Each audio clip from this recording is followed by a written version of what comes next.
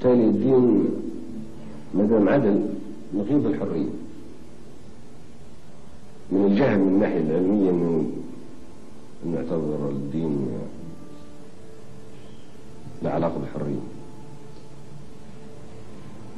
الدين عدم وجود الحرية لأنه هو اللي فيه كل النواهي والأوامر. الدين هو جملة نواهي وأوامر لا لا لا لا لا كلها، وفيه الخضوع كامل. يكفي ان احنا عبيد لله خلاص، وكل شيء يسبح بحمده او باسمه.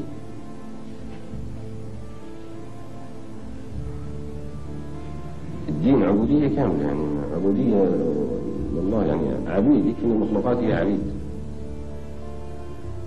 وما خلقت الجن والانس الا ليعبدون، يعني درجة التعبد.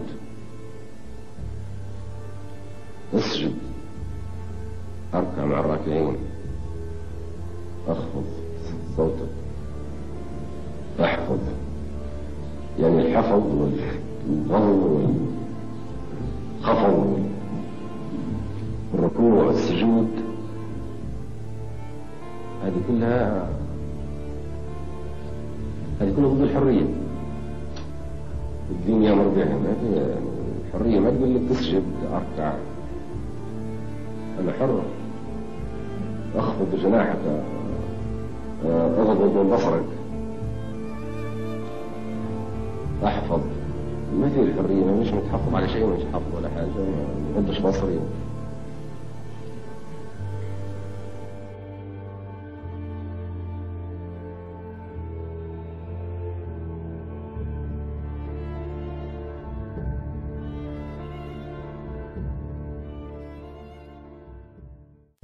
ومن الناس من يجادل في الله بغير علم ولا هدى ولا كتاب منير، ثاني عطفه ليضل عن سبيل الله، له في الدنيا خزي ونذيقه يوم القيامة عذاب الحريق.